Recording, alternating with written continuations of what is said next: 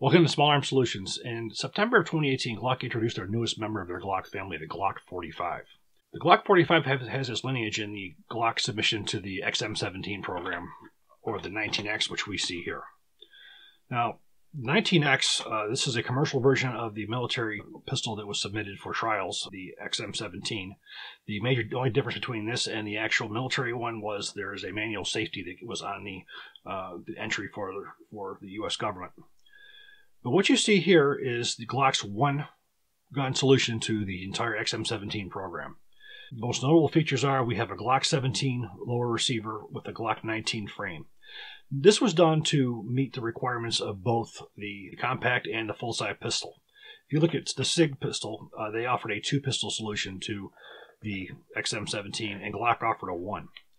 Now, one of the things I do want to say about this right out is something that's frustrated me quite a bit through the videos that I've done on the Glock XM17 entry was people like to say it lost because it was not modular. And I want to address that right now again, that both pistols met the modularity requirement. The removable chassis on the SIG P320 had nothing to do with modularity. The modularity in Glock's case was having the removable back straps, where SIG's situation, they utilized different frames.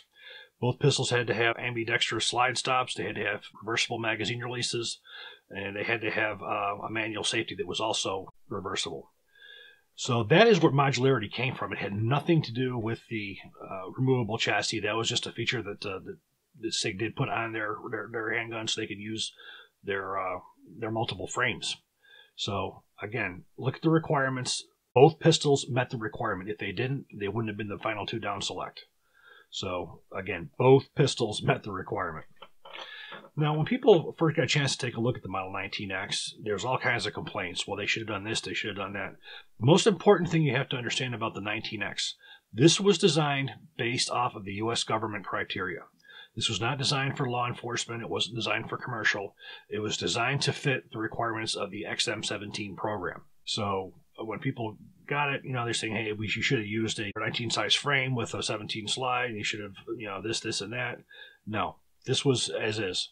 Now, when you look at some of the features on here, you have the NDLC finish on here, which was the tan. You had a tan frame. That was as per the requirement. The one problem that we did come across with the 19X was the magazines. You could only use Gen 5 magazines in the Glock 19X or the XM17 because of this lip you had right here.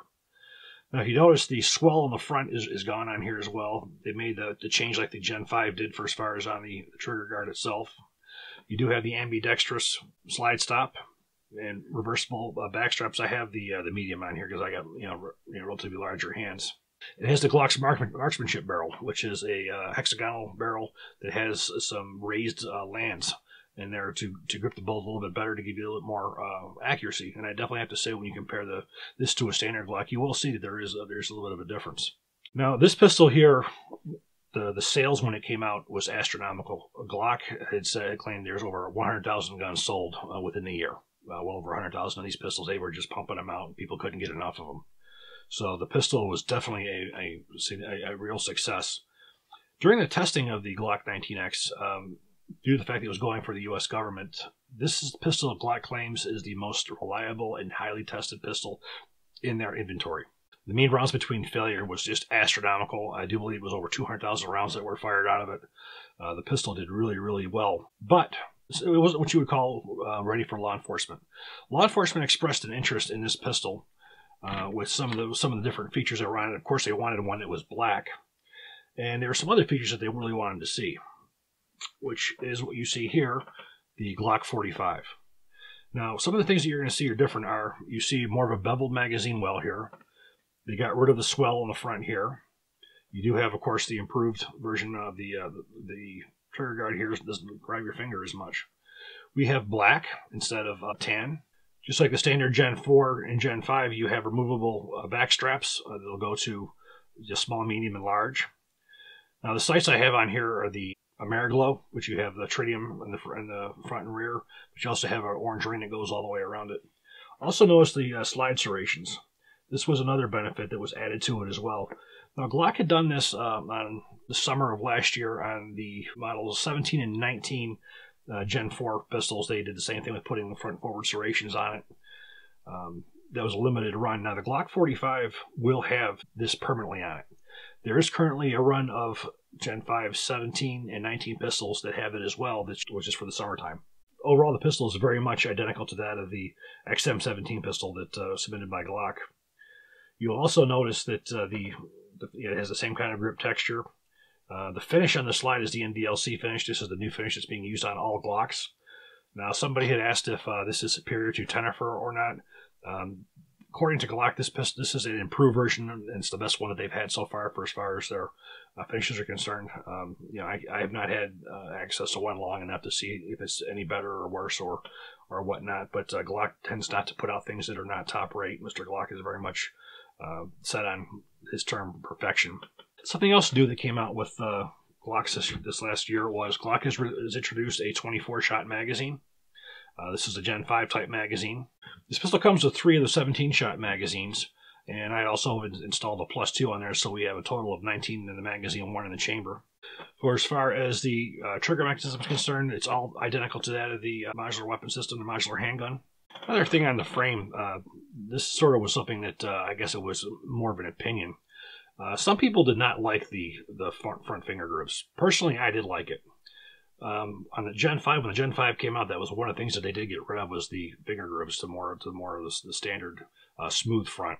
And of course, their XM17 also did not have any of the finger grooves, so it was carried over to this as well. You also notice on the military version you had a lanyard ring. Of course, that was removed on here as well. And you also notice that lip was removed, so the model G45 could take any Glock 17 magazine produced since 1985 reliably. The trigger on here I think this is definitely an improvement over the standard Gen 4 triggers. Once this thing got worked in a little bit, you put a little bit of CLP on the connector where the trigger bar reaches the connector and get some oil in there. It slickens it up really well. Gives you a much better trigger pull by having some oil on that. I'll give you some of the stats on this. The stats are basically identical to the 19X. This is just a little bit lighter because some of the material was removed. You have a little bit of a lighter slide on here. But the overall length is 7.44 inches. The slide length is 6.85 inches. The width is 1.34 inches, with the height with the mag being 5.47. You have a 4.02 inch barrel, and you have a weight of 24.83 ounces, and a 5.8 pound trigger. The MSRP on this pistol is $699, and that's with the Ameriglow sights on it. So, Glock's prices, one thing Glock prides themselves in is the fact that in all these years their prices really have not gone up. The only time their prices go up is when you've added different types of irons, different types of sights, whether they be the Ameriglow or Trigicon or steel, versus the standard polymer sights. While at the range, I'd also brought out my lab radar just to see what the velocities are with this pistol on some different types of ammunition.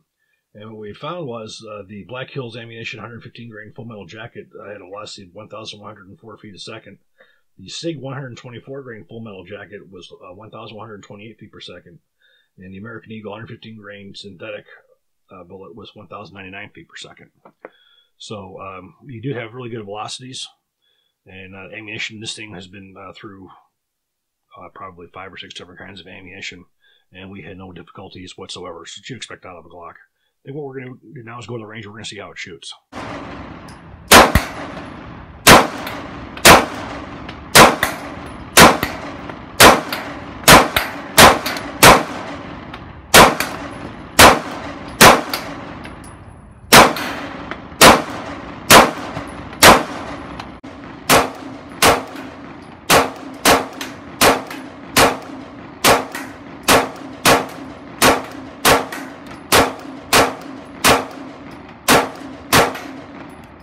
Well, I definitely have to say that the Glock 45 will be replacing my Glock 19 Gen 4 as a carry pistol.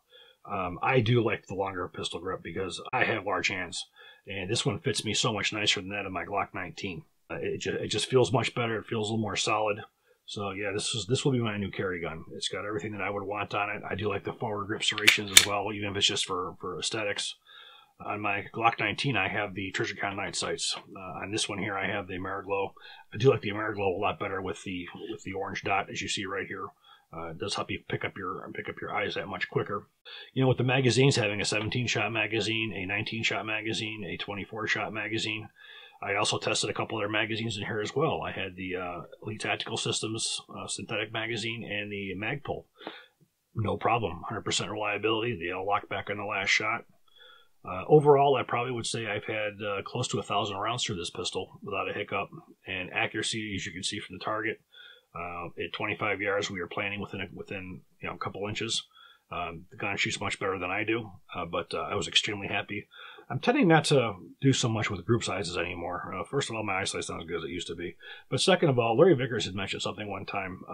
He did a review with Dave Fortier on the HK45 pistol. I believe Dave asked Larry to do some shooting, some groups, and Larry said, you gun raiders in your groups, this is a combat pistol. It's not designed to put bullets through the same hole. And you know what? He's right. This is a combat pistol. Although it does do those really nice groups, this does what its job as a combat pistol. I imagine this pistol is going to have quite a bit of a law enforcement following, because you're seeing the trend going back to 9mm, where it went from 9mm to 40 and then to 45. Now it seems like the pendulum's swinging back to 9mm. And I think with the compact slide versus the larger frame with the higher capacity, I have a feeling this is going to become a very, very popular law enforcement pistol. That's really what it was designed for. It was law enforcement who asked for this. But this was a pistol that was designed for law enforcement and commercial, not the Model 19X. Model 19X was designed for military use only. It was designed, as per the specifications for the XM17 program to the exact T. This one here was not. This one here took all the benefits of the XM17 Glock pistol, and then, if you want to say, they law enforcementized it, or they made it more conducive for law enforcement and commercial use, which is the pistol that you see here today. So again, I expect this pistol to do very well. If you guys have any questions, please feel free to leave me a comment. I'll try and get back to you. Please click like, please subscribe, and even better, share. Thank you.